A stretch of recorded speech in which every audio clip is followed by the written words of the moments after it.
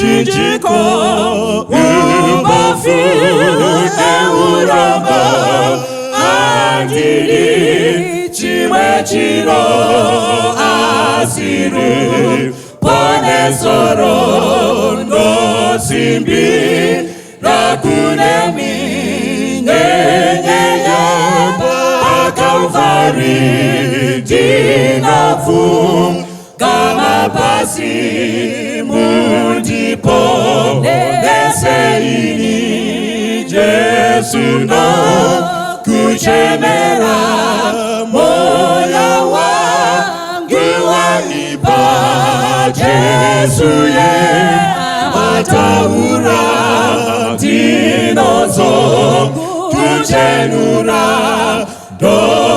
dosimbira kunemi nyeya Calvary dinafum kama pasi mudipo eseini no paje sekunemi jiraje seje pasi moyoje nemuwiri uwewe yunarini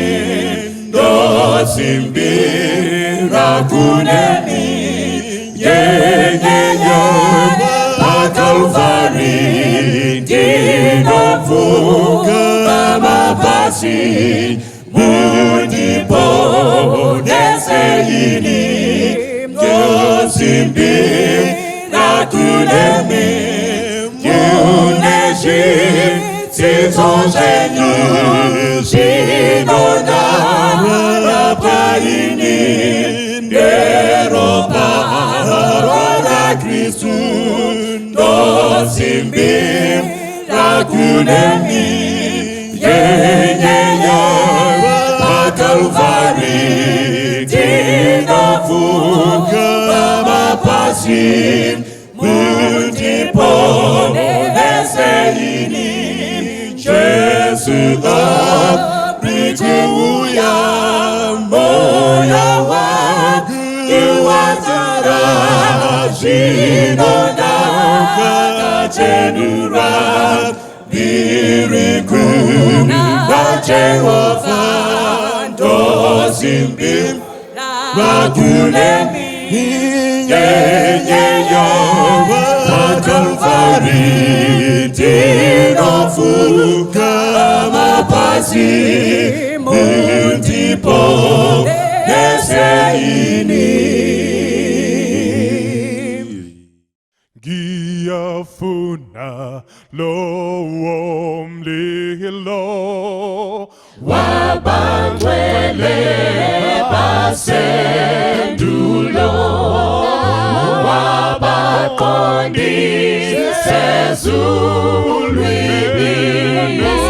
benesibi tengo sini upikosi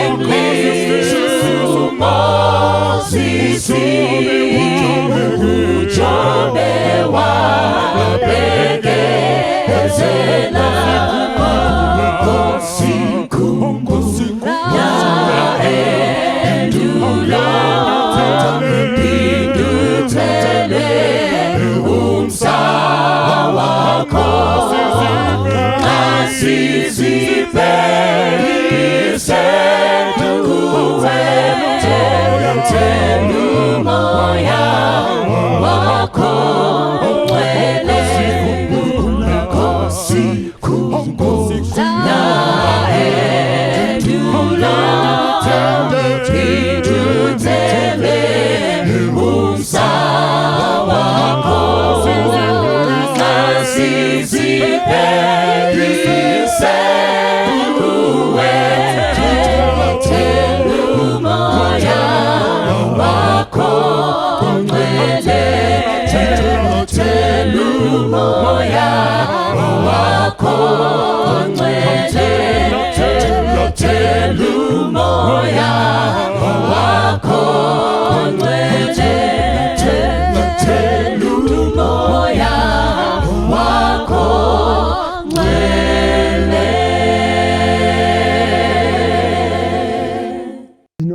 Ndinokwazisai vateereri kwose kwamuri panguva yokuverengwa kweshoko raMwari, nguva yokuimbirwa, nguva yatinonamata.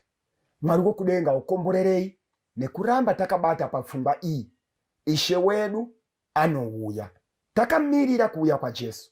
Pane zvinhu zvakawanda Mwari zvaari kutarisira kuti sevanhu vanotenda tirambe techidzidza nekukura pakutenda kwedu.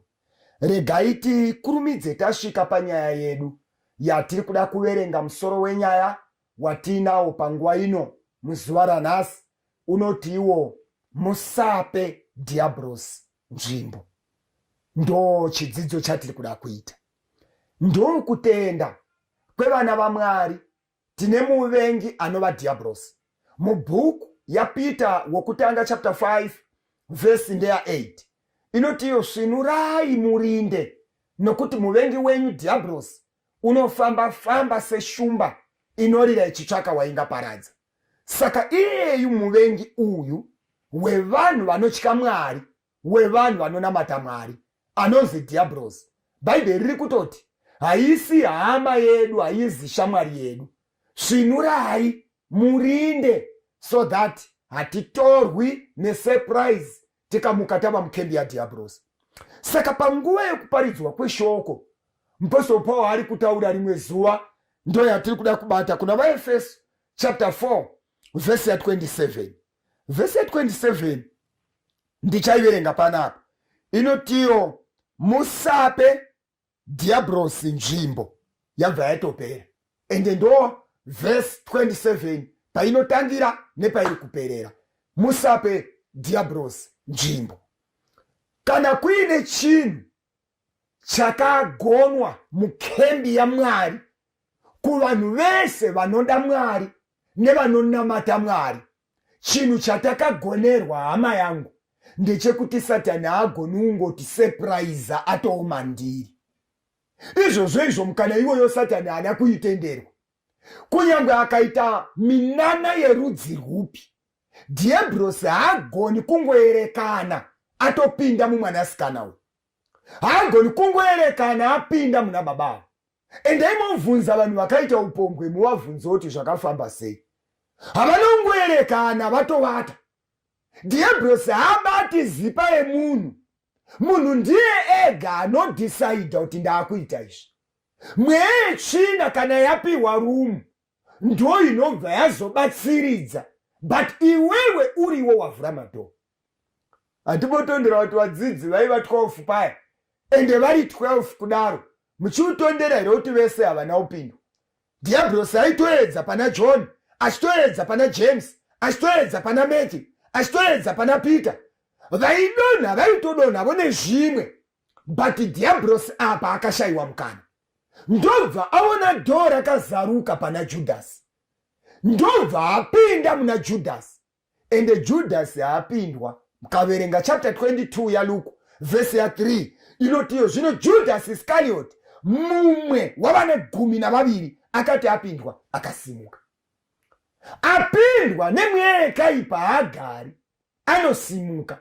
Asi vanoti tine mweya waMwari vakagara havagoni kupupurira Mwari wavo. Ipapo ndinobva ndaita mubvunzo, chokwadi here kuti paita mweya waMwari apa? Because mweya tsvina painopinda, munhu wacho anobva atosimuka otanga kutora action. Then vanonamata Mwari vobva vati tine mweya waMwari, voramba vakangogara. Votadza kushanduka pabehavior, votadza kushanduka pacharacter. Ini ndobva ndaita dambudziko. Mashizha maviri efodla isingatenderwe panyika nekudenga anopengesa munhu akaona zvisingaonekwi, akadya kudarika zvaaisingodya mazuva ese. Anopfuka jaketi agorara pazuva adla mashizha maviri. What more? Simba ramweya mutsvene riri kubva kuna Mwari musiki wedenga nepasi rakundikana sei kukushandura kuti uve nechimiro chakafanana nechaKristu. Usape Dhiabhorosi nzvimbo. Ukaona munhu ari kuita zvaari kuita, haana kutaimirwa naDhiabhorosi, but iye ndiye azarura madhoo. regai timbomhanya mbijana tiende kubhuku yaMatthew. Matthew chapter 12. Regai tisvikepo pana Matthew chapter 12 tinzwe pfungwa yakakosha iyi. Matthew chapter 12 verse 43. Bible rinoti panapa, zvino kana mweya wetsvina wabuda mumunhu unopota panzvimbo dzisine mvura uchitsvaka zororo uchirishayiwa. Verse 44.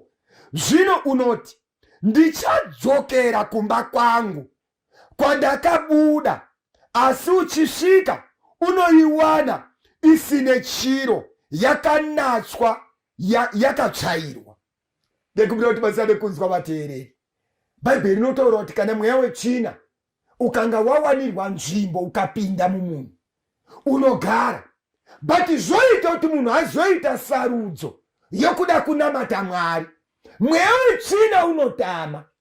Hakuna dhimoni rinoshaya nzvimbo nemweya waMwari, ende mweya waMwari hausheyi pekugara nedhimoni.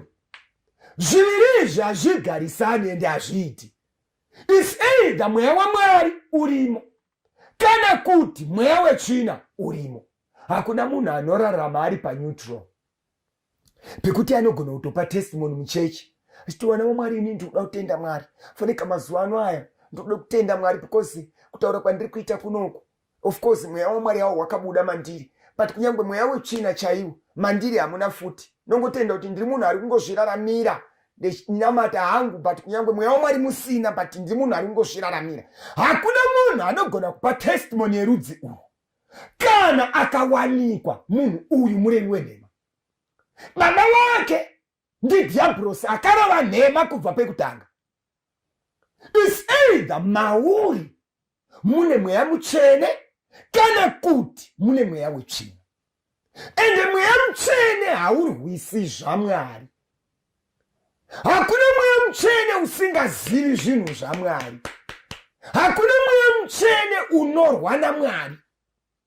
Saka kutaura pamashoko kuti ini ndine mweya mutsvene hazvina kuipa, asi ini handingagumi kunzwa ipapo, because mweya mutsvene waMwari kana ukapinda muna Sauro anosara ava Pauro. Mweya mutsvene waMwari ukapinda muchifeve chabatwa chachiita ufeve chinosara chava muevangelisti, ava muparidzi weshoko. Mweya mutsvene ukapinda mumbavha, mbavha inosara yava treasure wechechi.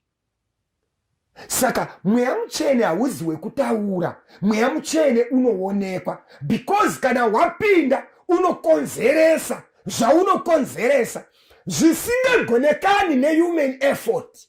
Human effort kugashira Jesu, wobhabhatidzwa nerubhabhatidzo rwakabhabhatidzwa Jesu, wobvuma kurarama sokurayira kweshoko.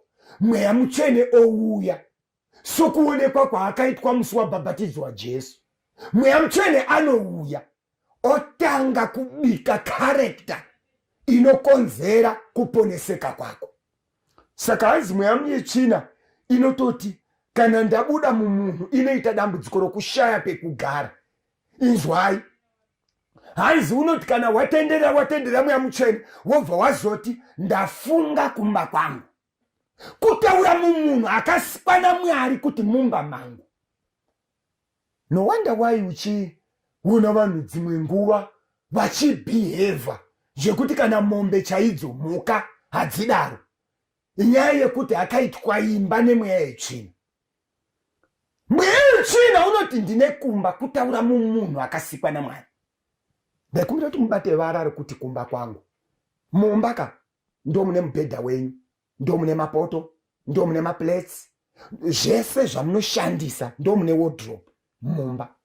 Saka mweya wetsvina unoti magarire andinenge ndakaita mumunhu zvangofanana nemunhu ari mumba make, because zvese zvingagadzirira joy mukembi yemadhimoni mumunhu iyeye hauzvishayi zvinenge zvirimo. Saka dhimoni rinototi ndine kumba kwangu.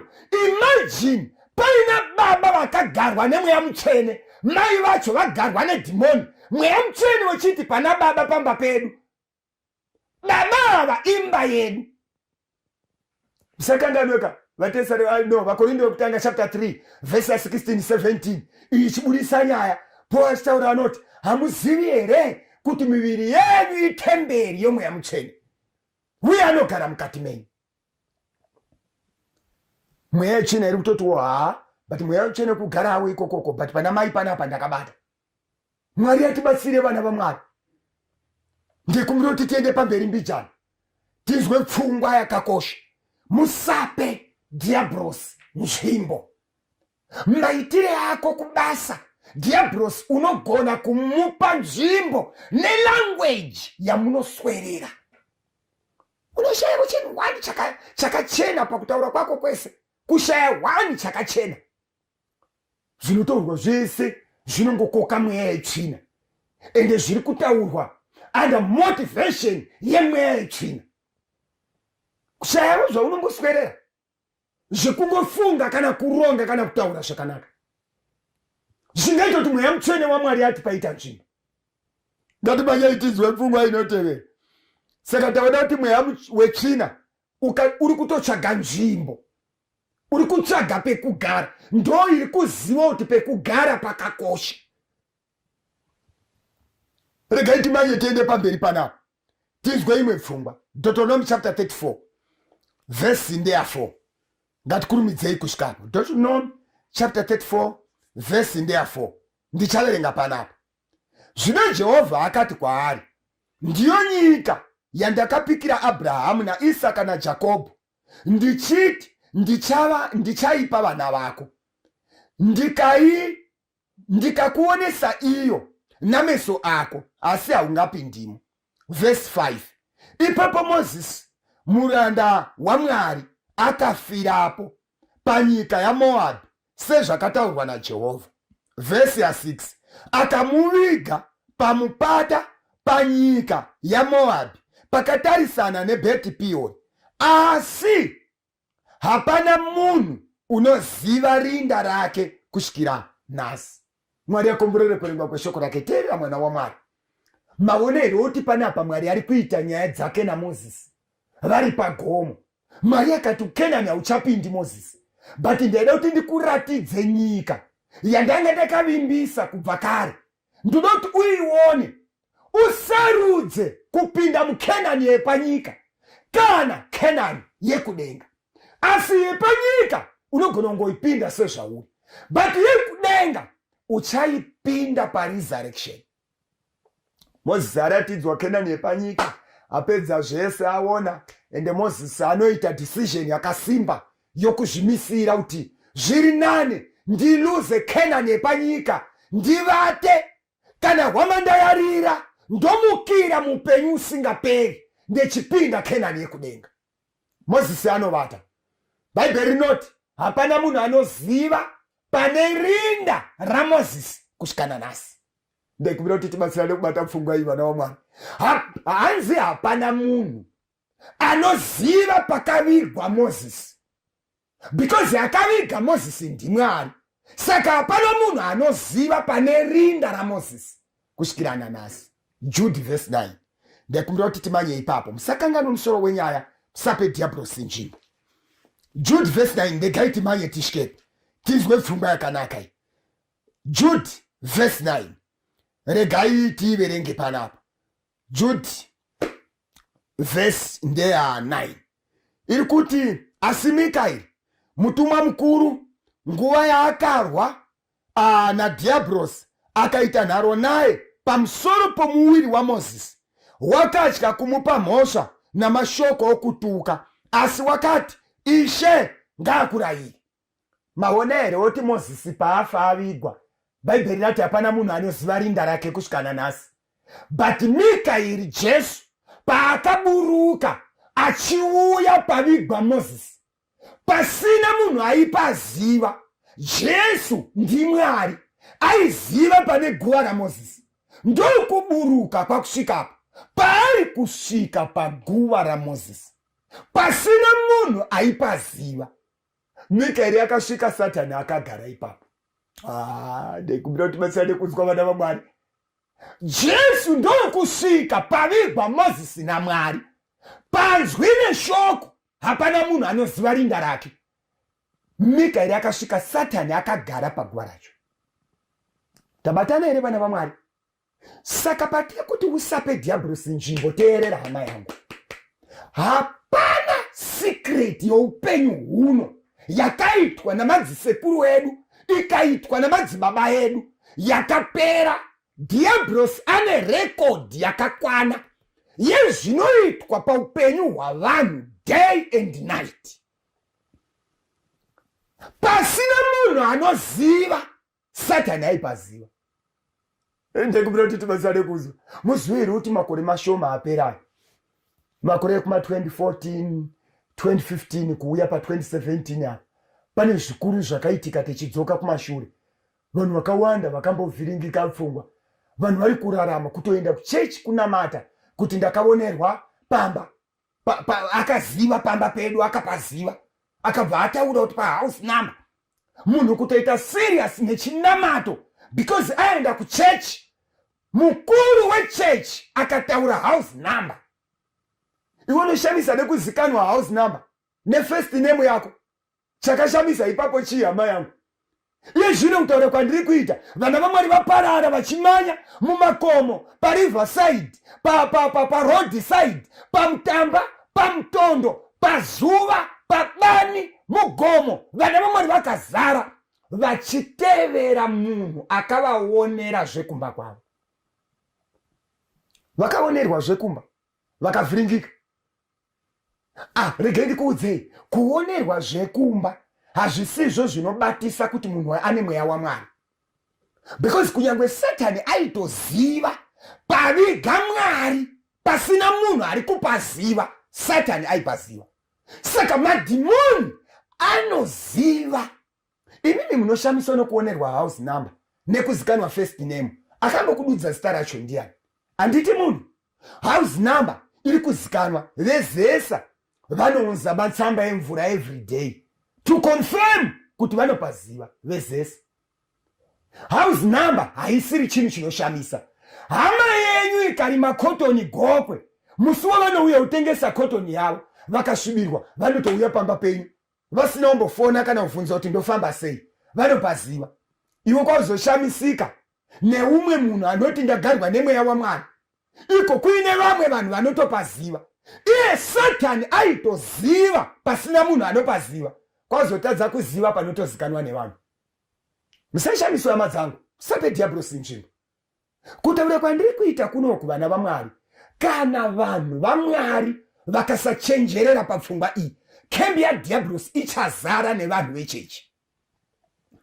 Vachimba zvechechi, vakapfeka zvechechi, vachitaura language yechechi, but vari mukembi yaDhiabhorosi. Usape Dhiabhorosi nzvimbo. Hatina mati Mwari nokuti ndaudzwa zvandinoziva, aziva zvandinoziva. Tinonamata Mwari nokuteerera zvaakarayira. Vanoshingaira kusvika pakuguma vowana upenyu husingaperi. Taura kunoku ndine vanhu vakawanda. Tsika yaDhiabhorosi kubatisa munhu chinhu. Ukaona wabatiswa chinhu, waisirwa booster muhomwe. Ukaona wabatiswa chinhu, waisirwa chinobata network. Zvekuti mweya yakaipa kunyangwe ichipfuura, iwewe uine chinhu, waisirwa network, waisirwa booster. Network yemweya yechina inongobata pauri. Zviri nyore nyore. Mwari kana uchengeta vana vake, havachengeti nezvinobatika, because hatirwi nenyama neropa, tinorwa nemweya yakaipa. Ndosaka vakorinde vechipiri chapter 10 verse 4 kwenda pamberi inoti for our weapons of warfare are not carnal. Nhumbi dzekurwa nadzo dzevana vaMwari hadzisiri dzenyama kuti tibate mumaoko, because hatorwa naye hatigoni kumuona akamira. Tinorwa nemweya. Ndosaka vaEfeso chapter 6 verse 12 iri kutaura vatorwa navo mweya navabati venyika iyi. Mwari wokudenga atibatsire. Usabvume kubatiswa chinhu chinonzi ndechekurwisa Satani. Usabvume. Muziwere kuti n'anga dzeIjipita padzakadaidzwa kuti uyai muone zvaitwa naMozisi, havana kuuya nenyoka. vakauya netsvimbo, but vachisvika vachikanda pasi tsvimbo dzavo ndo dzakavanyoka. Usave munamati nekuda kwekubatiswa zvinhu. Iwe uri basa reruoko rwaMwari. Rangarira, Mwari uyu akakuchengeta uri mudumbu ramai vako 9 months. Usina shinda, pasina dombo, pasina mvura yanamatirwa yawakanga wakabatiswa. Mwari akakuchengeta 9 months kuburisa pachena kuti kurarama neupenyu zviri mumaoko aMwari. Kune vanhu vakawanda vachapera kuromba in the name of Jesus. Batiswa zvinhu naSatani. Hatirarami nekuda kwenhumbi dzakabatwa mumavoko. Whether ingave yedombo kana mucheka kana mvura yakarema, tinorarama nokuti kudenga kuna Mwari. Mapisarema 121 verse 4 inotiyo tarirai muchengeti waIsraeri haakotsire kana kuvata. Nahumi chapter 1 verse 7 ndinoida bhuku yaakutaura inoti tarirai muchengeti waIsraeri. Tarirai muchengeti waIsraeri. Nahumi chapter 1 verse 7 Jehovha wakanaka, inhare nezuva rekutambudzika, iye unoziva vanotizira kwaari. Uri basa reruoko rwaMwari. Usape Dhiabhorosi nzvimbo. Madhimoni anoita pati neupenyu hwako. After all, tiri panyika. Chapter 16:32 yaJohn inoti panyika munotambudzika. Tsungai mwoyo, ini ndakakonda nyika. Tiri panyika vana vaMwari. Panodiwa vanakomana navanasikana veushe vanomira kwakanyorwa kuchinzi. Havamiriri panyaya yokuti avona zviri kuitika kumba kwangu. Ndewechokwadi.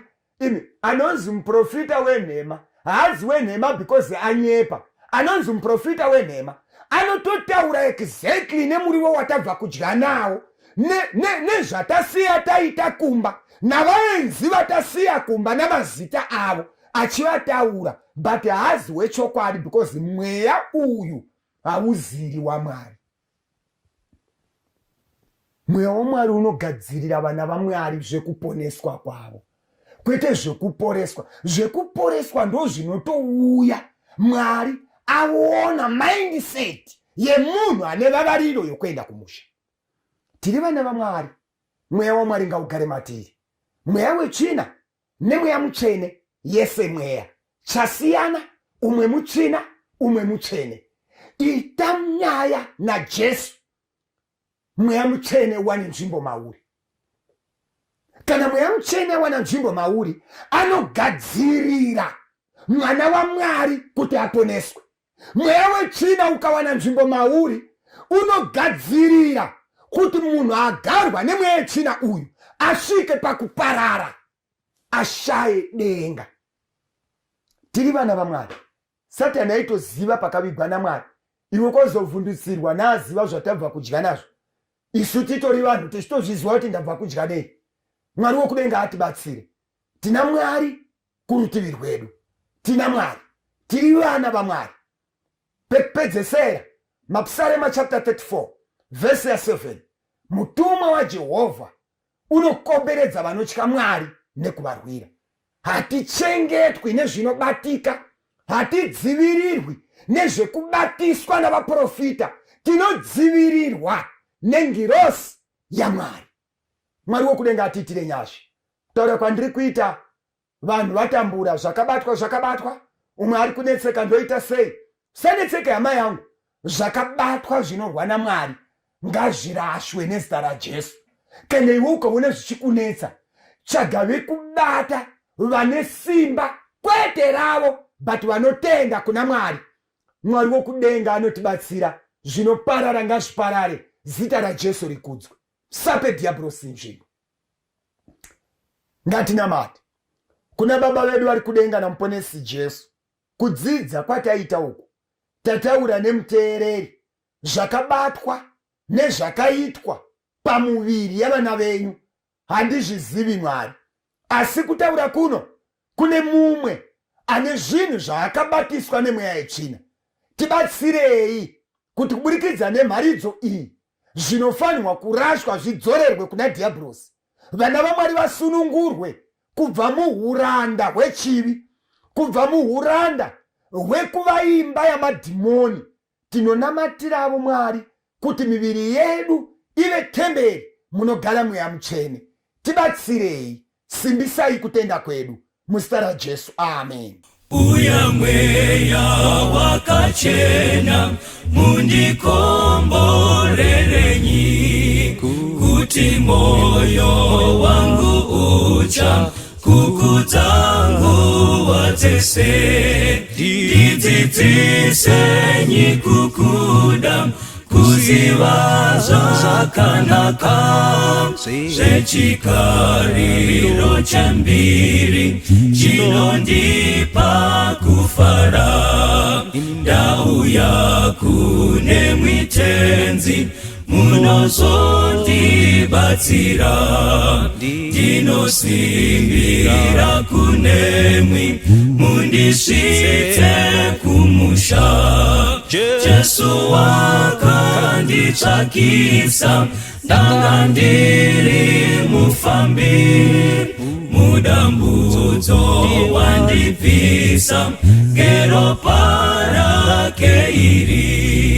Ndagashira mutsa wenyu, ndinomuitirenyi, ndipenyi kunaka kwenyu, ndosungirwa kunemwi. Nguva dzese ndarasika kubva munzira yenyu, ndiri pano wangu Baba, batisa moyo wangu. Ndiri pano wangu Baba, batisa moyo wangu. Ndiri pano wangu Baba, batisa moyo wangu. Ndiri pano wangu Baba, batisa moyo wangu.